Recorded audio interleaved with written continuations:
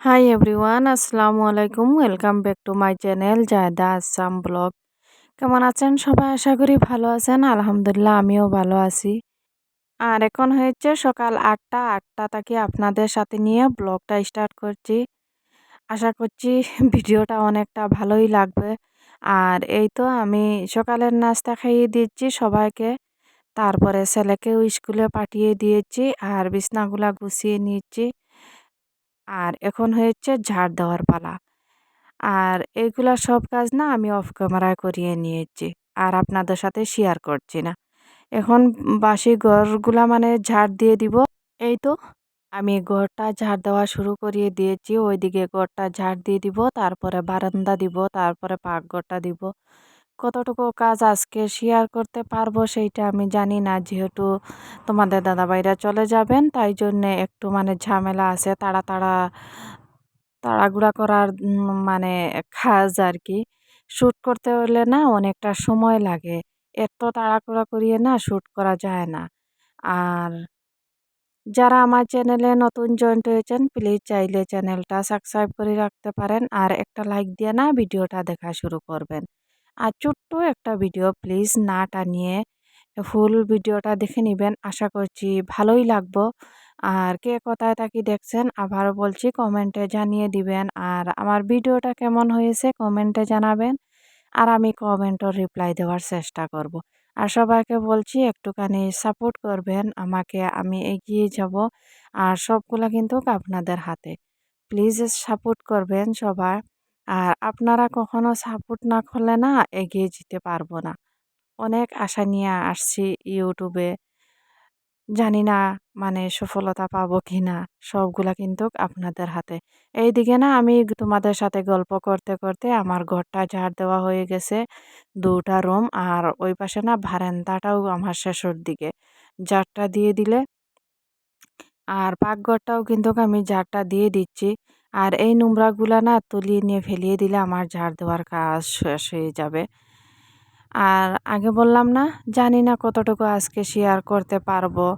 সেইটা আর মানে বুঝতে পারছি না কতটুকু পারবো। আর যদি আমার ভিডিওটা কিছুটা ভুল হয়ে থাকে প্লিজ ক্ষমা করে দিবেন। আর আমার কথাতেও যদি কিছু ভুল হয়ে থাকে সবাই কিন্তু ক্ষমা করে দিবেন। আর ছোট্ট বোন বলি, বড় দিদি বলি, যাই বলুক না কেন, ভাবিয়ে মানে আমাকে হ্যাঁ, ভুলগুলা ক্ষমা দৃষ্টিরে দেখে নিবেন। আর এই দেখো আমার কিন্তু ঝাড়টা দেওয়া শেষ হয়ে গেছে। আর নোংরাগুলা ফেলিয়ে দিলে হয়ে যাবে। আমার কাজগুলা শেষ হয়ে যাবে মানে ঝাড় দেওয়ার কাজ। আর সবাইকে আবারও রিকোয়েস্ট করছি প্লিজ না টানিয়ে শুরু থেকে শেষ পর্যন্ত দেখে নিবেন। আর সবাই আমার পাশে থাকবেন আর ভিডিওটা দেখতে থাকেন। আশা করছি অনেকটা ভালোই লাগবে। বললাম না ওইদিকে ওরা চলে যাবেন। খাইয়েছেন, খাওয়া-দাওয়াটা শেষ হয়ে গেছে। কাপড়গুলা ব্যাগে ঢুকিয়ে দিয়েছি। আর ওইদিকে টিফিন দিয়েছি। ওরা বলছেন যে অনেকটা যেতে, যেতে না ৪-৫ টা হয়ে যাবে। আর তারপর এত দূরের রাস্তাটা গিয়ে মানে ও নিজে বানিয়ে খাওয়াটা অনেকটা কষ্ট হবে। তাই বলছেন যে আমাকে টিফিন দিয়ে দেন। ঠান্ডা হলেই অসুবিধা নাই, খেয়ে নিবো। ক্ষুধা তো মিটবো, তাই না? আর যেহেতু মানে অতটা জায়গা মানে গিয়ে আর অনেকটা কষ্ট লাগে তো।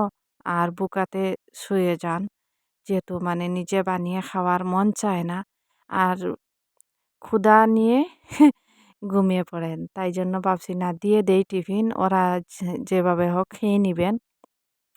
আর এই তো আমার টিফিনটা রেডি হয়ে গেছে। ওইদিকে সিম দিয়ে লোকাল মুরগর মানে মাংস দিয়ে বানাচ্ছি। আর এই একটা সবজিও দিয়ে দেই।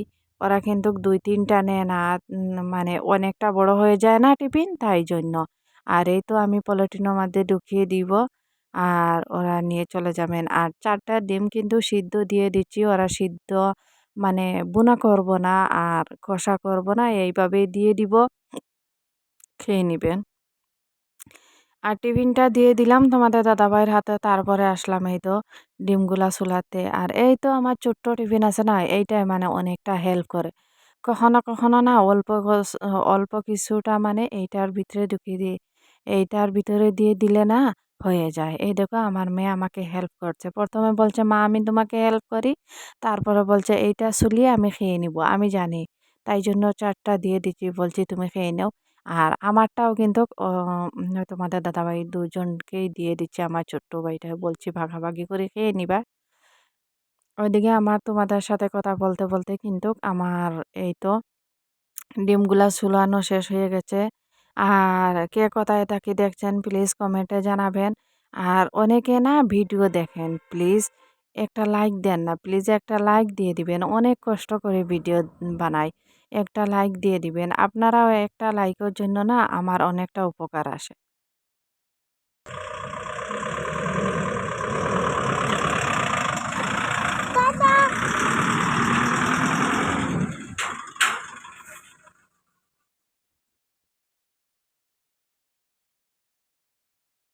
ওরা চলে গিয়েছেন।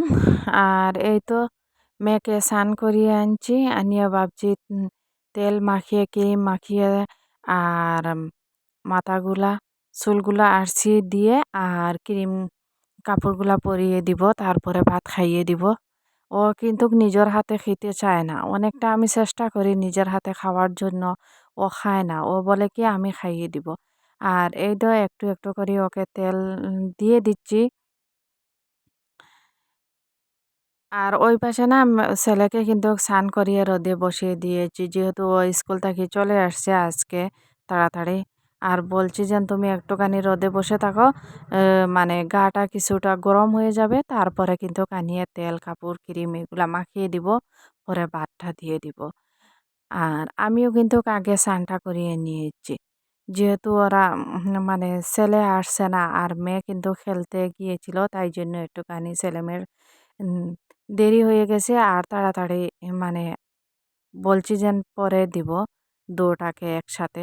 আর এই তো তেল মাখানো শেষ হয়ে গেছে আমার কাপড় দিয়ে দিলে আমার তারপরে মাথাটা আঁচড়িয়ে দিলে চুলটা আঁচড়িয়ে দিলে মানে হয়ে যাবে। ভিডিওটা কেমন লাগে প্লিজ কমেন্টে জানাবেন। আর কে কোথায় থাকি দেখছেন আবারও বলছি কমেন্টে জানাবেন। ছোট্ট একটা ভিডিও আবারও বলছি না টানিয়ে ফুল ভিডিও দেখে নিবেন। অনেকটা উপকার আসবো আমার। আর একটা লাইক দিয়ে দিবেন প্লিজ। একটা লাইক আপনারা দিলে না ইউটিউবে আমার ভিডিও মানে আরও ১০ জনের কাছে পৌঁছে দিবে আপনাদের একটা লাইকের জন্য।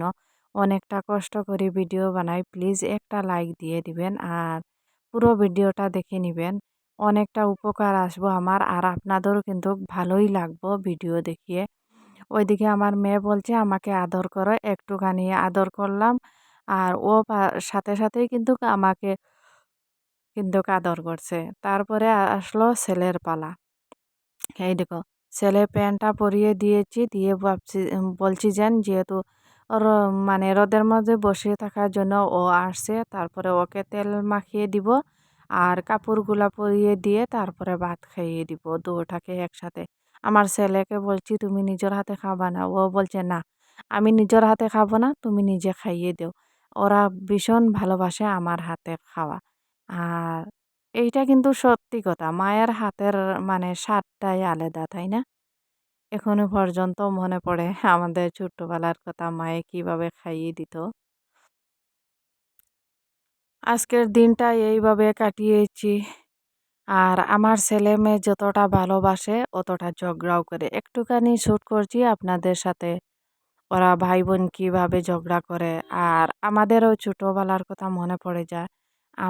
আমি আর আমার ছোট্ট ভাই একটা এইভাবে এতটা ঝগড়া করতাম, এতটা মারামারি করতাম। তারপরেও না কিছুক্ষণ পরে আবার একসাথে হয়ে যেতাম। আর একটা আরেকটা ছাড়া ভাতও খাইতাম না। এরকম মানে করতাম আর। এই যে আমার ছেলেমেয়ের মানে কাণ্ড দেখিয়ে না আমার কিন্তু আমার ছোট্টবেলার কথা মনে পড়িয়ে যায়। তারপরে এই তো ছেলেকেও আদর করলাম আর মেয়েকেও আদর করলাম, করিয়ে বললাম যে, "তোমরা এখানে বসে থাকো, আমি ভাত নিয়ে আসছি।"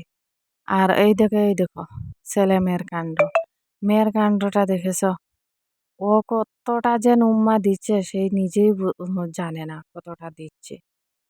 আর এইখানে আমি আমার ছেলেকে মেয়েকে ভাত ভাত খাইয়ে দিছি, এইগুলা কিন্তু শুট করছি। তারপরে আমি এডিট করতে বসিয়ে দেখি যে না, মানে শ্যুট হচ্ছে না। আর মেয়ে বলছে, "আমি ক্যামেরাটা অফ করে দিয়েছি। তাই জন্যে আর আপনাদের সাথে শেয়ার করছি না।" এই দেখো আমার মেয়েটা কিন্তু বেশি দুষ্ট। আমার মেয়েটা অনেকটা বেশি দুষ্ট। আর ওরা কিন্তু এই দেখো ভাত খেয়ে আর খেলতে গিয়েছে।